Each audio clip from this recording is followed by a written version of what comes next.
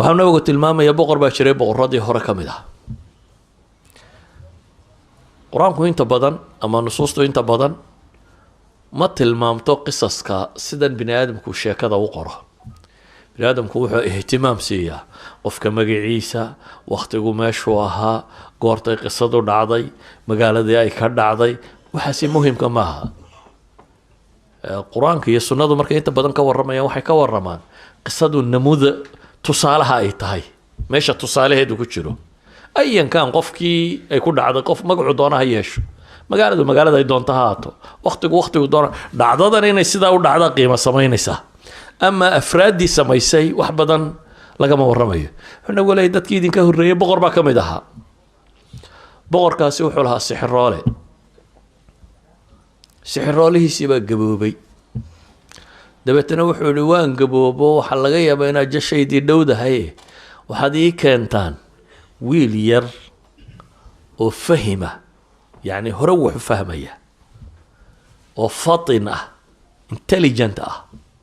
oo laqin يعني ذاكرتي في عن توحي الله لقي مقامنيا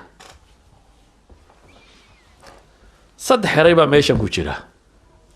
بقر ساحر يويل بقرة الظالمين انت بدن هديانو إلهي حوق وحدنين بني آدم كو انت بدن غيبك وكبقه maqanaha dabeetana wuxuu u adeegsadaa markii aanu ilaahay ku xidhnayn caraafayn iyo faalfaalin iyo waxa kan laga yaabaa dadku inay moodaan berigii hore zamanu jaahiligi iyo imka technology alla kuwa technology-ga adeegsada wadanadan hadda dowladaha waaweyn ka jiraan ayaa caraafiinta iyo kuwa qeybka ka warramaya waxaan guryaha cad iyo guryaha cas iyo guryaha la sheegayo dhan waxaan aad ula yaabay oo ka warramaya Jacques Chirac حكومي جريان فرانس أفريقيا وسمنا مدحوينها كها أي واحد هذا عيبه هذا الصوص عليه وحكم إذا إن نمن مدمدو أفريقيا وقوم فعالية بنتو أفريقيا كان سدا أنتو مدحوينها هاي يردن قرق مدحتو يدي دجناين برشة الدولة ده نوحي وقوق رأي الله تلي يال مستشارين نويهين مدحوينها وفعالية شيء دولة دول عكتو سيسو هذا ما أنت ده نيجوجنو dunida jaraa'idka iyo waxa la iibsaday ugu tirada badan leh waxa kamid ah kuwa faalka iyo buruujta iyo xidigska iyo waxa ka warraba marka khuraafada bini aadamku inta badan kama tago hadaan caqiido saxiix yeelan wala uu cirka u diro gantaalo waxa la tilmaamay xadiidkan marka boqortooyadaas inay lahayd niman faaliyaal oo wuxuu sheega faaliyahi waxa kale oo xadiidkan tilmaamaya dadka ahlu baatilka ah sayna ugu xidhxidhanyiin baatilku inuu waaro oo sii socdo kana waa sixroole baatil wada daadiisina way gaadho uu dhimanaya laakiin wuxuu rabaa sixirkan iyo farsamadan inay sii socoto saadaradeed buu wuxuu leeyahay lay doono wiil yaroo caqli badan oo fahmo badan oo wax qabasho badan oo waxa loo diro aan ilaabaynin halay raadiyo buu leeyahay wuxuu rabaa in mabaadiidiisu faafto idan dunidan aynu ku noolahay aadanaha jooga loolan uu ku jiraa mid khayr faafinaya mid shar faafinaya wax cidla iska fadhiya way yaryihiin cid waliba wixii ay rumaysan tahay daweydka imka dunidan arkaa qaanuunadu kolba qolada codkoodu soo batay siyaasiyiintu ay ka shakiyaan unbuu systemka waxbarasho iyo qaanuunada iyo waxa kane uu weecda imka LGBT iyo kuwa kan iyo waxaan maxaa ka dhigay in dowladuhu ka dambeeyaan caynkan waa dadka batay dadka waxaan raadinayaa batay cod bay leeyihiin dowladuhu iyo siyaasiyiintu ay ka cabsanayaan oo ay rabaan inay helaan kuwa xuquuqdooda in la siiyo qaanuunka la mariyo kan la mariyo idan bini aadamka dunida ku nool loolankaasi ku jira cid waliba waxay aaminsantahay waxay rabtaa inay meel mariso hore u socdo ninkan sixirooli wuxuu leeyahay markaa wiil yaroo fahmadiisu fiican tahay wax qabadiisuna daakiradiisuna wixii loo laqibana xijinaya ii doona waxa muuqata in wiilkii la raadiyo la soo helay dabeetana sixirooli baa loo geeyay inuu sixirka baro wiilkii dariskiisii sidii u soo qaadanaya sixiroole ugu tagayay ayuu meel dhexe wuxuu ku arkay wadaad sawmaca ku jira monk wadaadadan intay bulshada iskaga tagaan raahibiinta noqdo iska cibaadaysta nin wadaad oo sawmaca ku jira ninkii baa la fadhiistay ninkii baa wuxuu sheegay diin xaq iyo tawxiid iyo buuga warraba ninkii dhallinyarada tawxiidkani wuu la fiicnaaday iyo ninkani wuxuu ka warramayo xaggana dee daris iyo iskuul buu ku jiraa looga baahan yahay inuu si fiican u barto wuxuu sameeyey markuu gurigooda ka yimaadee uu kusii socdo sixirhoolaha wuxuu la sii yaro fadhiistaa wadaadka xoogaa buu ka dhigtaa dabeetana wuu dhaafaayo wuxuu tagaa sixirhoolisyo uu ka soo dhigtaa markuu sixirhoolaha ka soo noqdo ee uu guriga kusii socdana waa la sii fadhiistaa wadaadka waxoogaa kaluu kasii akhristaa dabeetana gurigoodii buu tagaa sixirhoolihii baa wuxuu dareemay wiilku inay yar habhabsaamayo waqtigii dabeetana waa maagay oo inankii waa la dilay reerka laftiisa waxay dareemeen inuu yar habsaamayo wadaadkiiba ku yidhi niyo waxaad rabtaan inaan waxaan dhegaystana waan doonayay dee sixirkii iyo gurigii labadiibana dhib baa ka jirto waa lay tumayaa wuxuu wadaadku ku yidhi sababtay doonaan wadaadadu markay sharxayaan ha u sharxaane markaad sixirhoolaha u tagtana waxaad tidhahdaa war guriga ku habsaamay reerkaa yara habsaamiyey markaad guriga ku socotana qolada guriga waxaad ku tidhahdaa deriskii baa nala yara dheeraado sixirhoolihii ayaan maanta ku habsaamay wiilkii farsamadiisii buu samaystay dabeetana arrinkiisii buu iska watay wiilkani waa ghulaam af carabiga ghulaamka waxaa la yidhaahdaa qofka xaddu tamyiiskana dhaafay buluuqana aan gaadhin yacni 7 jirna waa ka wenyay 15 jir meelahana ma gaadhin yacni waa teenager 13 12 10 somewhat like that weeyaan wiilku durustiisii buu iska qaataa xaggana xaq baa loo dhigaa xaggan kalena baatilkaa loo dhigaa akhiiran wiilkiioo wixii uu baranayay baranaya ayaa magaaladii bahal baa ku soo baxay xadiiska qaarkood libaax bay ku sheegayaan dabeetana dadka cabsi geliyey wiilkii baa wuxuu yidhi haddaan kala ogaanayaa labadan madraso tawarkeedu sax yahay dabeetana intuu dhagax qaatay buu wuxuu yidhi ilaahay waxaan ku weydiisanayaa haddii wadaadkaasi waxa uu dhigayaa ay ka khayr badan yihiin oo agtaada lagaga jecel yahay ninkaa kale sixirhooli wuxuu sheegayo ilaa uu dhagaxayga yar ku dil daabadaas buu yidhi ilaahay buu u baryey dabeetana bahalkii buu dhagaxii ku dhuftay ilaahay waa ku dilay waa dhintay wadaadkii buu yimi oo arrinkii buu sheegay inta magaaladii waxa bajiyey bahal dabeetana saasaan yeelo ilaahay baan bariyey oo dhagaxaasaan ku dhufto waa dhintay wadaadkii inankii wuu tashjiicay wuxuu yidhi waryaa maanta adaa iga fadli badan waxaanan filayaa in lagu itixaami doono ibtilaa inuu soo gaadhi doono ibtilaagaasi maalinta kuu yimaado niyow hay sheegin waxay idhahdaan wadaadkani laba qadiyadood buu inanka u sheegay markan mid wuu tashjiiciyey qofka bini aadamkii markuu wax qabto ee wax saxa uu waliba qabto in loogu mahadnaqo lagu tashjiiciyaaba fiican qofka la qiro inuu waxa ka sameeyey saa Soomaaliya tiraahdo laa shukra cala alwaajib sax maaha waxa saxa qofka hadduu wax wanaagsan qabtay in la dhiirigeliyo waxa saxa macallinku inuu isku dayo ardaygiisu inuu isaga dhaafi karo ka kori karo uu ku farxo inaad weligaa dadka luqunjibaadh ku haysato tiraahdo cidina iyo aniga soo gaadhina meeliina hoose marmara waana reerka u wadaadee idinku maaha sax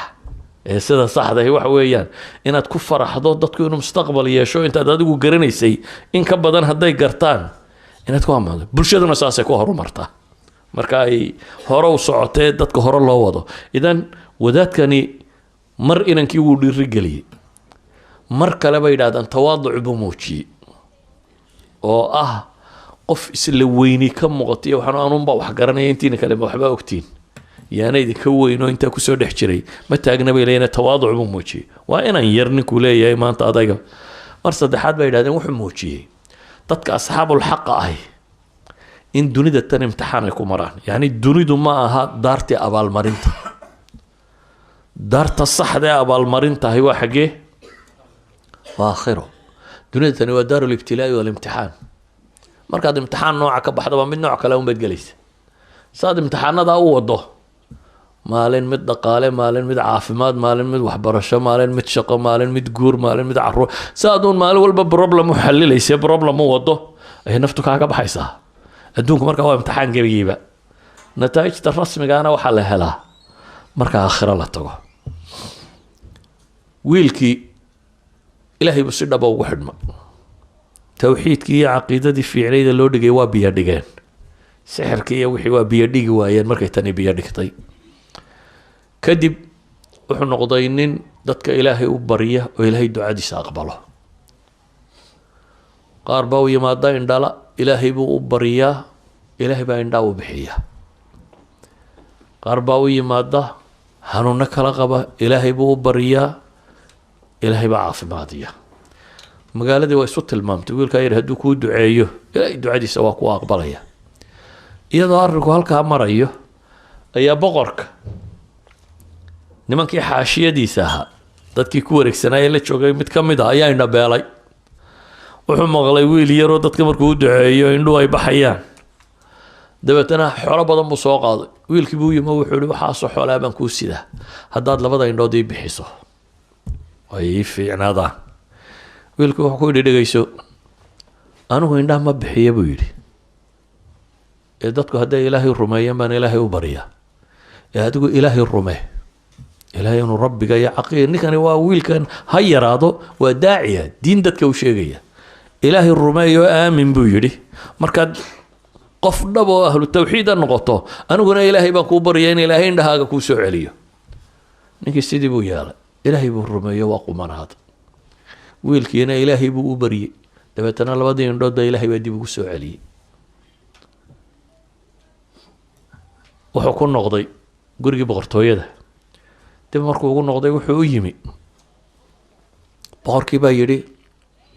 waar indhaha ayaa kuu bixiyey boqorkani wuxuu sugayaa dee isagaa dadka rabbi u sheegan jiray markaasuu yidhi rabbigay baa ii bixiyey awalaka rabbun hayri buu yidhi oo macidaan aniga ahayn ba ku rabbiya mid kalaabaad rumaysan tahay rabbii wa rabbuka allah buu yidhi aniga rabbiga iyo adigaba ilaahay baa inoo wada rabbiya hooy dowladdii mashkilad cusub baa ku soo baxday wuxuu yidhi ninkan ha la caqaabo waa la toorjargareeyey dabeetana wiilkii buu sheegay wiilkii baa loo yeedhay wiilkii wuxuu ku yidhi ma wixii aan ku baray ma waxay gaadhay maanta inaad dadka indhaha ugu bixiso baalkii sixirka aan ku baray waran sixirna indha kuma bixin buu yidhi dadkan ilaahay baan u baryey rabbigood baan u baryey awalaka rabbun hayri oo adiguna ma rabbi aan aniga ahayn baad leedahay buu yidhi wiilkaaga kani wuxuu yidhi ilaahay baa noo rabbiya isna ha la toorjargareeya baa la yidhi oo wadaadkii buu sheegay waxaa la yidhi sartu meesha ka qurantay waa ninkan waddanka ninka fidmeeyey ee balada dhigay waa wadaadkan sawmacadash ku jira wadaadkan waxaa la weydiiyey ma ka noqonaysaa waxaanaad rumaysantay mise waa lagu dilaa wadaadku wuxuu yidhi ka noqon maayo hala dilay baa la yidhi god baa loo qoday miinshaar hagso ayaa halka laga saaray dabeetana labaa loo kala jeexay aa laga takhalusay ninkii baa la keenay isna odayga indhaha loo fiiqay waxaa la yidhi haye ma ka noqonaysa adigu may buu yidhi caqiidadu hadday degto arag ninkan shalayta gaalka ahaa ee halkan joogay ee maanta iimaan helay wuxuu diidan yahay walow la dilo inaanu iimaankiisa ka noqonaynin dabeetana may buu yidhi isna waxaa la yidhi hala miishaareeyo isna halkaa laga miishaareeyey labaa loo kala jaray wiilkii bay soo gaadhay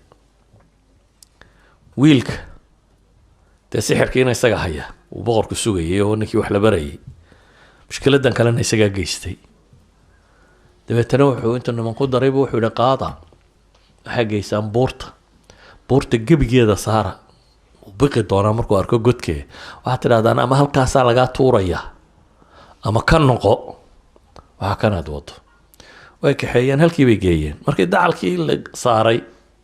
ayuu ilaahay baryey kan ilaahay buu ku kalsoon yahay ilaahay ou sharkooda adigu igaga fillow buu yidhi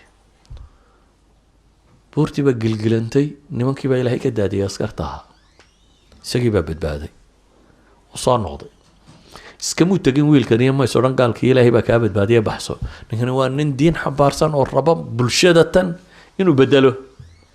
boqorkiibuu kusoo noqday ay kan buu yidhi boqorkii wuxuu yidhi meye ciidankaa kugu daray ilaahay baa ku fillaaday buu yidhi ciidankan u diyaariyo wuxuu yidhi doontaa qaata wiilka nasaara badweynta geeya waxaad tidhahdaa ma ka noqonaysaa hadduu diido badda bartankeeda dhiga buu ku yidhi waa la kaxeeyey baddii baa la geeyey ma ka noqonaysaa baa la yidhi ilaahay oo adigu sharkooda igaga fillow buu kuwiina ku ducaystay doontii baa qallibantay nimankii waa dhinteen isagiina ilaahay waa soo badbaadiyey waa soo noqday boqorkii buu u yimi haddana waar meeye buu yidhi raggaan kugu daray ilaahay baa ku fillaaday buu yidhi kuwaana boqoroo ma rabtaa buu yidhi inaad i disho haa buu yidhi sidaad ii dili kari lahayd baan kuu sheegayaa buu yidhi dadkao dhan isugu yeedh magaalada degan dabeetana meel markaad isugu weedho aniga tiirka igu xidh kadib qaanso qaado jucbadaydaa leebabka ku jira arooskii uu halka ku sitay xabad kala soo baxa gantaalkaa yar ama leebkaa kala soo baxa dabeetana markaad qaansada saarta leebka waxaad tidhaahdaa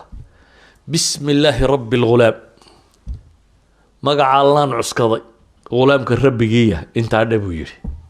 markaasumaad ii dili kartaa si kale ood ii dili kartaa ma jirto dadka muxuu ku leynayay ilaahay baa noo rabbiya soo maaha laakiin nimanka siyaasiyiinta hadday dantoodu gasho markaana uu iska odhanaya dadka wuxuu ku leynayeen waxaan wadadii ku dhinteen ilaahay baa noo rabbiya buu dadka ku laayay iminkana wuxuu rabaa inuu inankan dilo laakiin dantii waxay ka gashay inuu yidhaahdo maxay bismi illaahi rabbi lghulaam dadkii oo dhan buu isugu yeedhay meeshii baa wiilkii lagu xidhay sidii uu sheegay buu qaansadii u qaatay dabeetana waa bahashii waa ku riday wuxuu ugu ducaystay magaca allaan u cuskaday oo wiilkan yar rabbigiiya leebkiibuu ku ganay halkaasuu kaga dhacay dhafoorka wiilkii yaraa halkiibuu wiilku gacanta saaray waa dhintay magaalada dadkii joogay waxay idhahdeen wiilkaa mar haddii laba dili kari waa in rabbigii loo cuskado mooyaane aamanaa birabbi lghulaam bay idhahdeen marka annaguna wiilkani rabbiguu rumaysanaa ayaanu rumaynay bay idhaahdeen boqorkii baa loo yimi oo waxa lagu yidhi wixii aad ka baqaysay soo maaha inuu diini faafto dadka diinta rumeeyo tii baa dhacday baa lagu yidhi wixii aad ka baqaysay wuxuu yidhi waxay yeeshaan magaalada sekad walba godad ka qoda dabeetana dab ku shida xaabada dundhiga markay holaacdo guryaha dadka ka soo saaro waxaad tidhaahdaan ma ka noqonaysaan mise waa laydin gubaa wixii ka noqda sii daaya wixii kalena guba dadkii markii meeshii la tubay aa la yidhaha ma ka noqonaysaa may bay yidhaahdaan ilaahay baan rumaynay waa lagu ridaa akhiiran waxaa soo gaadhay qof dumar ah oo ilmo yar naaska jaqsiisanaysa markii ay meeshii timi bay waxoogaa dib isu yara geejisa ilaahay wuxuu ka hadlayay ilmaheedii yaraa waa saddexdii ghulaame uu nebigu lahaa iyagoo dharabta saaran bay hadleen